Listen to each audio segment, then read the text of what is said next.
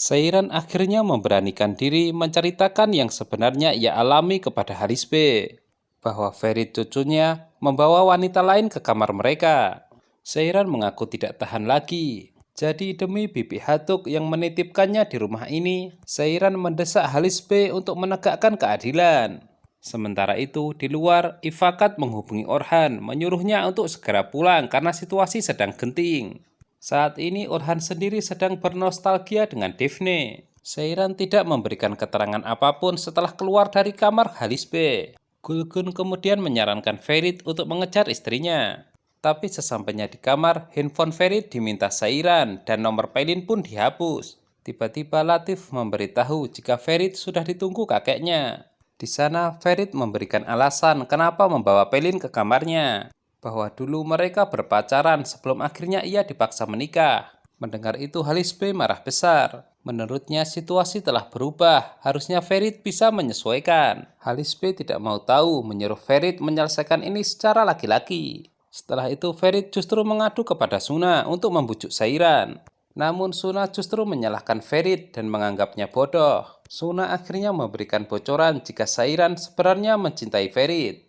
Semua penghuni mansion telah berkumpul dan mereka akan bersiap makan malam. Hanya saja suasana menjadi tegang ketika mereka menunggu kedatangan Halis B. Apa yang semua orang takutkan ternyata menjadi kenyataan. Halis B marah besar dan mengaku kecewa dengan seluruh anggota keluarganya.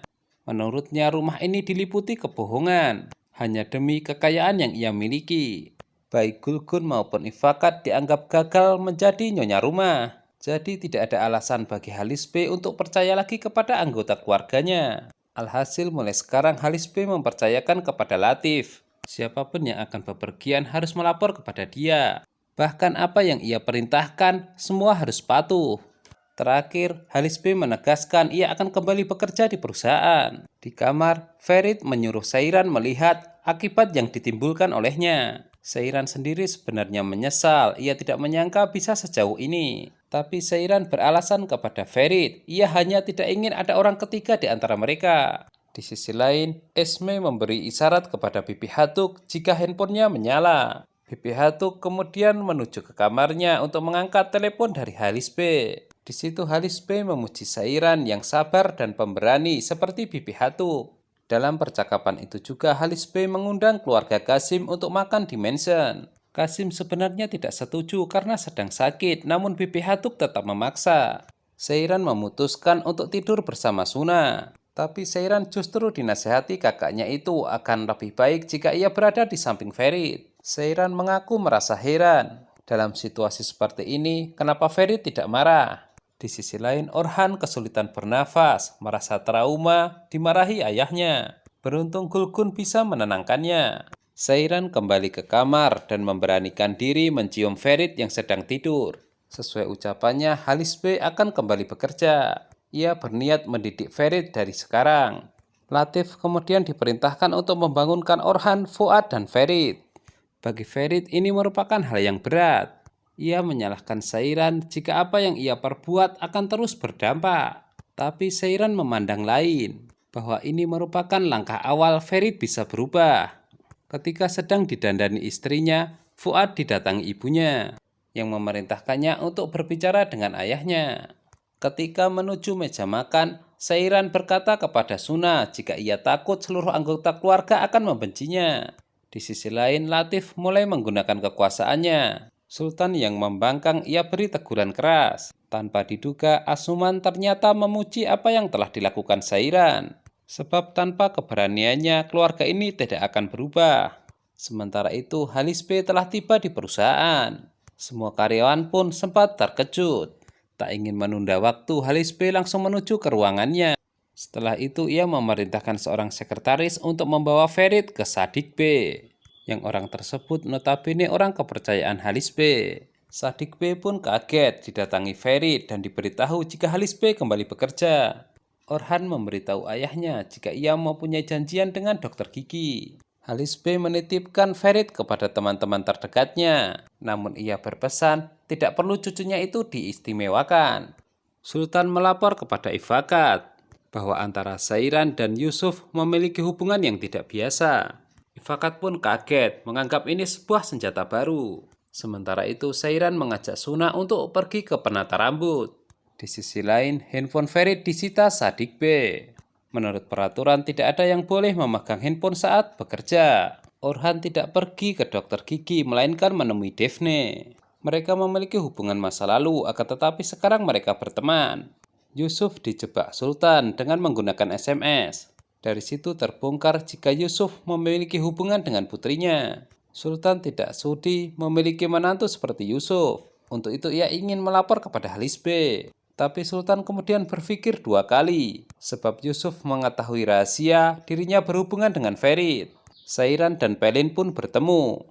Di situ Seiran menceritakan awal mula ia bisa menikah dengan Ferit, di mana dulu ia dipaksa menikah dengan orang asing. Akan tetapi seiring berjalannya waktu, ia merasakan getaran yang berbeda. Seiran mengaku sekarang ia akrab dengan orang asing itu. Pelin lantas bertanya, terus bagaimana dengan perasaannya? Sebab tidak mudah baginya untuk melupakan Ferit begitu saja.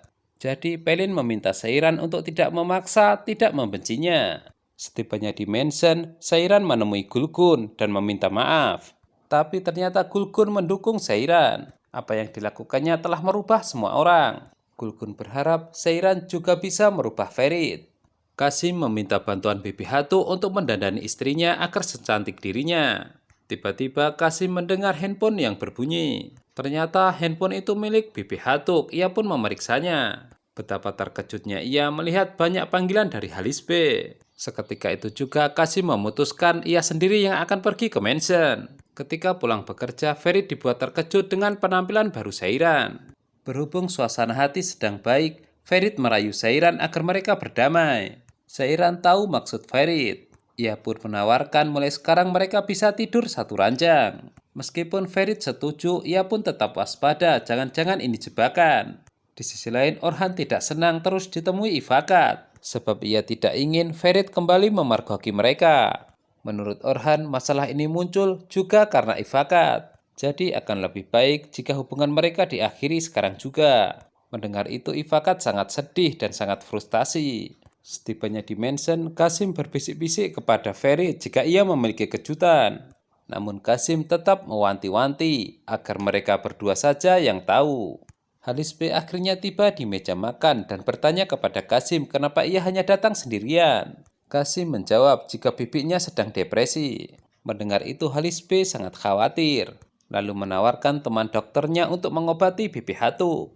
Di sisi lain, Bibi Hatu sedang kesal kepada Qasim karena tidak diajak ke mansion. Meskipun begitu, ada yang senang pada momen itu, yaitu Esme.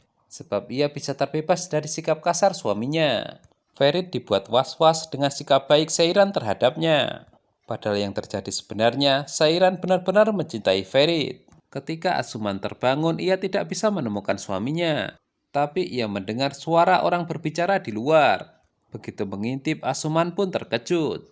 Suna sedang mengadu kasih dengan Abidin, sesuatu yang tidak pernah ia duga sebelumnya. Awalnya Asuman mengira jika suaminya yang menjalin hubungan diam-diam dengan Suna. Tapi dengan melihat peristiwa ini, Asuman sangat yakin dengan Fuad. Malam itu di kamar lain, Ferit protes kepada Seiran, tidak nyaman tidur di sofa. Dengan senang hati, ternyata Seiran mempersilahkan Ferit untuk tidur satu ranjang dengannya. Mereka saling memandang dan sudah lama menunggu momen ini. Ferit mulai membelai Seiran, namun istrinya itu tampak malu. Padahal ketika keduanya membalikkan badan, mereka sama-sama tersenyum. Nah, gimana? Mulai romantis kan? Jangan lupa tonton terus kelanjutannya hanya di Mail Channel ya. Terima kasih.